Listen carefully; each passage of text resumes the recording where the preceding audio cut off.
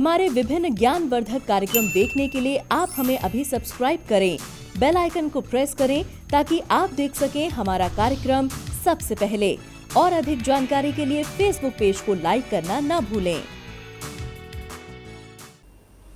जय माँ इंद्राक्षी धाम में दर्शकों आप सभी का हम हार्दिक स्वागत करते हैं। आज के दिन जिन जातकों का जन्म दिवस है, मैरिज एनिवर्सरी है, उन सभी को हमारी तरफ से बहुत बहुत शुभकामनाएं। आज का पंचांग 15 जुलाई सन 2020, दिन बुधवार, श्रावण मास, कृष्ण पक्ष, संवत 2077, तिथि दशमी, नक्षत्र भरणी, राहु काल 12 से 1:30, दिशा सूल उत्तर पूर्व दिशा। आज हम कुछ ऐसे लक्षण आपको बताने वाले हैं। अगर हमें घर में कहीं ये लक्षण चिन्हित दिखाई देते हैं तो हमें अपनी साधना को और परवान कर देना चाहिए, बढ़ा देना चाहिए। घर में छिपे कुछ अशुभता के संकेत, जी हाँ, हमारे वास्तु के लिए भी अच्छे नहीं होते हैं और हमारे अपने जीवन के लिए भी अच्छे नहीं होते हैं। जैसे ऐसी कुछ बातें अक्सर हम आपसे पहले भी करते रहते हैं, लेकिन चूँकि नए नए दर्शक आए दिन हमारे इस कार्यक्रम से जुड़ते रहते हैं और कई बार आप पुरानी बातें भूल भी जाते हैं, इसलिए कुछ चीज़ें हमें दोहरानी पड़ती हैं। नंबर 1, देखो दर्शकों, अगर घर में लाल चींटियाँ कतारबद्ध रूप में, कतार किसको कहते हैं? लाइन को।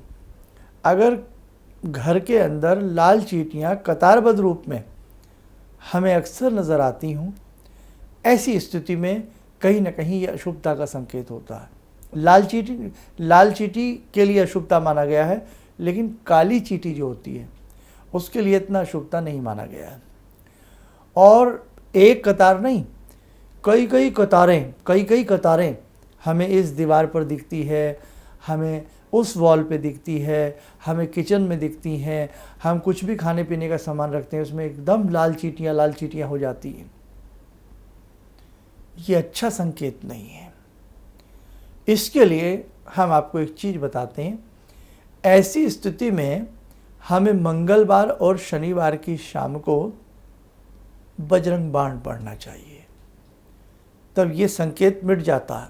और थोड़ी थोड़ी पीसी हुई हल्दी, जहाँ जहाँ ज़्यादा कतार हो वहाँ हमें थोड़ी थोड़ी छिड़क देनी चाहिए। हल्दी की जो मुश्क होती है, खुशबू टाइप होती है, उससे ये चली जाती हैं। अदरवाइज़ जहाँ कहीं अशुभता का संकेत है वो बजरंग बाण पढ़ने से नष्ट हो जाता है। समझ में आया? एक चीज़ और समझें, अगर घर के जो दरवाजे हैं या घर के जो हमारे बहुत सारी चीज़ें होती हैं, वहाँ हमें ये नज़र आए कि कहीं ना कहीं बहुत ज़्यादा घर में दरारें बन गई हैं, घर में बहुत सारी ऐसी चीज़ें बन गई हैं, तो ऐसी स्थिति में हमें क्या करना चाहिए? जैसे कई बार आपका कमरा बहुत अच्छा है, लेकिन उसके बावजूद भी उस कमरे में बड़ी बड़ी दरारें बन गई हैं, या फर्श में बड़ी बड़ी दरारें बन गई हैं। फर्श का चिटक जाना, टूट जाना, आपकी दीवारों में दरार पड़ जाना, तो ये भी अशुभता का संकेत है।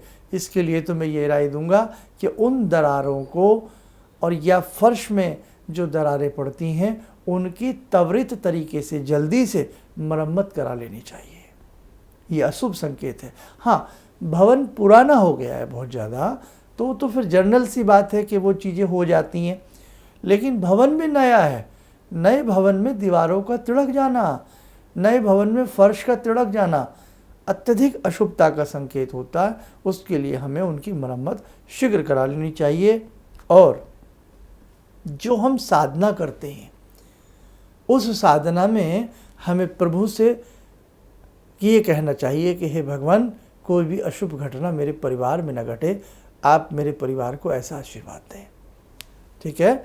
एक चीज़ और बताता हूँ, अक्सर बताता हूँ, जब आप पूजा करते हैं तो कई बार जब आप माचिस की तीली से जोत जलाते हैं तो कई बार जोत में से चटर चटर चटर की आवाज़ आती है, और कई बार कुछ चिंगारियाँ छिटती भी हैं ऐसे। शायद किसी ने ये कभी अनुभव किया हो। ये 2 वजह से हो सकता है। ये भी सुन लीजिए आप। पहली वजह कि अगर जोत गीली है, कई बार हम आचमन वगैरह करते हैं तो पानी गिर जाए, रुई के ऊपर, या आपके गीले हाथ हैं और गीले हाथ से आपने वो बनाई है, बाती बनाई है, तो भी इस प्रकार की चटर चटर की आवाज़ आएगी, क्योंकि बाती गीली है। नेचुरल सी बात है, अगर बाती गीली है और उसको हम जलाएंगे तो इस प्रकार की आवाज़ आएगी। लेकिन ना बाती गीली है, ना कोई पानी लगा है, उसके बावजूद भी जब हमने जोत जलाई तो जोत में से चटकारे की आवाज़ आती है। बड़ा अशुभ संकेत है। उसी वक्त अपनी साधना को प्रगाढ़ बना दीजिए। जैसे हमें पता लग जाए हम कहीं घूम रहे हैं या कहीं पर हैं, हमें पता लग जाए यहाँ चोर हैं, तो हम अपनी पॉकेट वॉकेट और सुरक्षित कर लेते हैं ना। तो ऐसे जब ऐसी जोत में से चिटकारा लगे तो और प्रभु की शरण में नम्रता के साथ चले जाना चाहिए कि भगवान, आज मुझे कुछ ये अशुभ सा संकेत दिख रहा है, कहीं से भी कोई अशुभ समाचार ना मिले, कहीं से भी कोई अशुभता सुनने को ना मिले। ऐसा आप कर लें, ठीक है। कितने पॉइंट बताए आज हमने? केवल 3।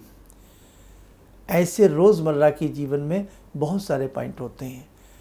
मेरा हृदय दुखता है, आज इन चीज़ों को बहुत लोग अंधविश्वास कह देते हैं। कौन कहते हैं अंधविश्वास? जिनका सनातन धर्म से कोई लेना देना नहीं है। हमारे बुज़ुर्ग आज भी घर घर में ऐसे तजुर्बे लिए बैठे हैं। कह नहीं देते आपके बुज़ुर्ग कि ये आदमी बेईमान लगता है, बेटे इसके साथ व्यापार मत करना, और वही होता है, नुकसान हो जाता। कहाँ से कोई पढ़ा है उन्होंने कुछ, लेकिन चेहरे की रीडिंग, फेस रीडिंग। कई बार हमारे बुज़ुर्ग ये कह देते हैं, देखो आज चांद के चारों तरफ इस प्रकार की वलय आकृति है, बरसात होगी। वास्तविकता है, चांद के चारों तरफ जब भी वलय की आकृति बनेगी तो या तो उसी दिन रात को या अगले दिन खूब झमाझम बरसात होती है। चींटियाँ अपने अंडे लेकर के बिल से जाने लगें, अन्न के दाने लेकर के जाने लगें तो बरसात होती है। गोरैया धूल में लोटपोट होने लगे तो बरसात होती है। तो ये सब चीज़ें अंधविश्वास नहीं है। आज भी काग अगर हमारी मुंडेर पे काम काम करता है तो जनाब चाहे कोई घर ना आए लेकिन संदेश आ जाता। कहीं ना कहीं कुछ वास्तविकता इन चीज़ों में है। सभी चीज़ों को हम अंधविश्वास नहीं कर सकते। और मैं तो एक बात कहता हूँ, विश्वास करो, अंधविश्वास मत करो। तो हमारी जो पुरातन सभ्यता है, हमारी पुरातन सभ्यता के जो कुछ संकेत हैं उन्हें आप फॉलो करो। एक बार देखो कि क्या बुजुर्ग हमारे सही कहते थे या नहीं कहते थे। आपको कौन पागल बनाता है, आपका कौन उपहास करता है, आपका मन कौन हटाता है? जो हमारे धर्म से प्रेम नहीं करता, जिसे अपने बुजुर्गों से तजुर्बा लेने की आवश्यकता नहीं है। अरे घर घर में बुजुर्ग हमारी धरोहर हैं।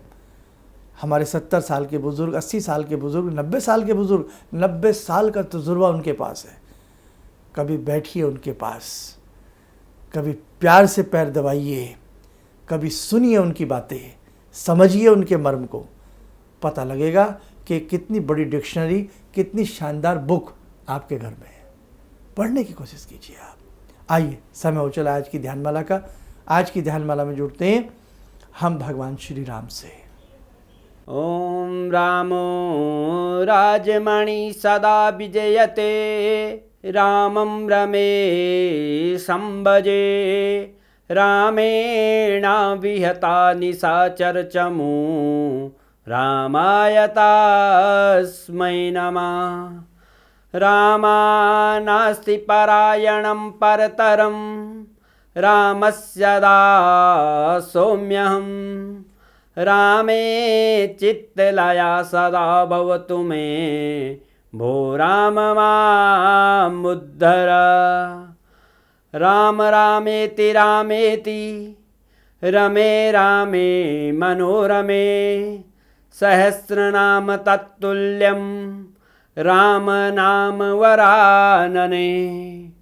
आदो राम तपोवनं दिगमनं, हत्वा मृगं काञ्चनं, वैदेहीहरणं जटायुमरणं, सुग्रीवसंभाषणं। बाले निग्रहणं समुद्रतरणं, लङ्कापुरे दाहनं, पश्चात् रावणकुम्भकर्णहननम्, एतद्धि रामायणम्। एतद्धि रामायणम्। कवच बना लें, ध्यान करें, भगवान श्री राम का आशीर्वाद हम सबके ऊपर बरस रहा है।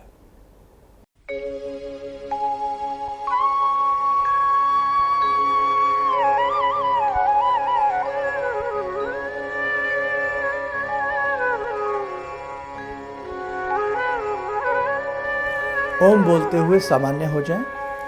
देखो दर्शकों, बहुत सारी चीज़ें हैं आपको बताने की, हम आपको बताते रहेंगे।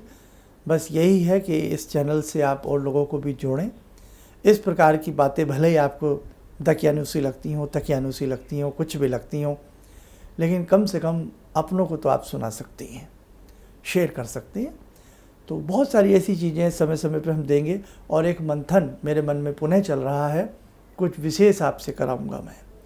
और जिन लोगों का रुद्राक्ष का प्रसाद है, परेशान ना हो, माहौल अब थोड़ा थोड़ा भगवान की कृपा से ठीक होगा भी। जल्दी से जल्दी हम सबको भेजेंगे। और हमने बहुत लोगों को भेजा है, बहुत लोगों को मिल गया है, और बहुत लोगों के कहीं ना कहीं लिफाफे, किसी को एक मिल गया है, 2 रह गए हैं, मिस हो गए हैं। तो भाई इसमें थोड़ा सा हम माफ़ी चाहेंगे।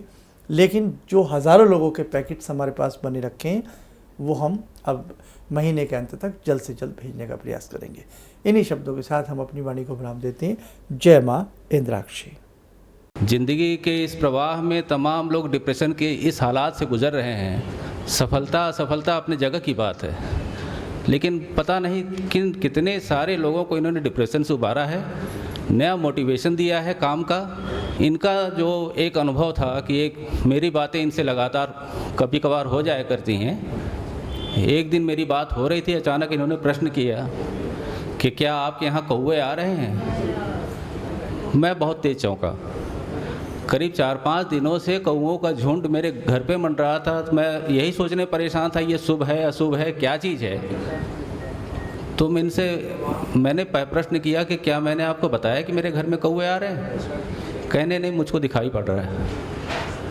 तो कुछ तो अलौकिक है इनमें। दूसरा क्या, जो इनका उद्देश्य है, जब महाकुंभ में आए थे, मेरी इनसे वार्ता हुई, तो मैंने इनका उद्देश्य जानना चाहा कि किस उद्देश्य के लिए आप काम कर रहे हैं। तो जो उद्देश्य उन्होंने मुझको बताया, मैं मन से इनके उद्देश्य के साथ जुड़ गया। इनके साथ तो जुड़ा था ही, अब इनके उद्देश्य के साथ भी हूँ मैं। किसी भी समस्या के समाधान के लिए मिले प्रसिद्ध हस्तरेखा एवं वास्तु विशेषज्ञ प्रोफेसर धर्मेंद्र शर्मा जी से। नोट: शिविर में भाग लेने हेतु एवं व्यक्तिगत रूप से मिलने के लिए कॉल करने का समय सुबह 10 बजे से शाम 6 बजे तक। हमारे विभिन्न ज्ञानवर्धक कार्यक्रम देखने के लिए आप हमें अभी सब्सक्राइब करें, बेल आइकन को प्रेस करें ताकि आप देख सकें हमारा कार्यक्रम सबसे पहले। और अधिक जानकारी के लिए फेसबुक पेज को लाइक करना न भूलें।